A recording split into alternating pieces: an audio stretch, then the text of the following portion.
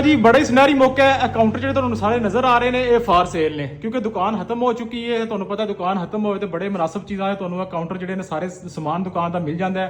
ये काउंटर फार सेल ने। काउंटरां दी जिहड़ी पमाइश है वो 8 फुट लंबे ने, मतलब ऊंचे, ते 6 फुट 6.5 फुट चौड़े ने।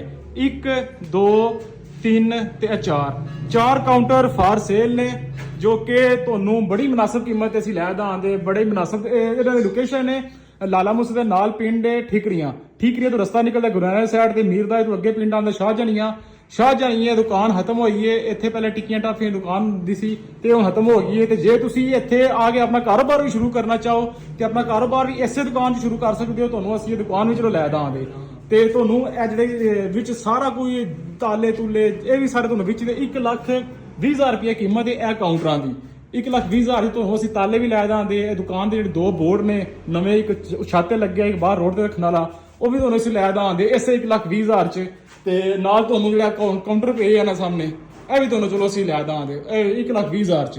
ते बाकी इन्हां दा मोबाइल नंबर भी तुहानू असीं दे दिंदे आ। मोबाइल नंबर तुसीं राबता करके सारी डिटेल भी लै सकदे हो। ते बाकी जिहड़ी रेट च कमी पेशी होर मजीद होई ना, असीं तुहानू होर कमी पेशी जिक्कन तुसीं राजी होवो दे, जिहड़ा बंदा भी राबता करेगा ओहदी मर्जी के मुताबक रेट भी जायज़ कर दांगे, जिन्ना को सानू मुनासिब लगेगा जिन्ना को तुहानू मुनासिब लगेगा लैण वाले नूं।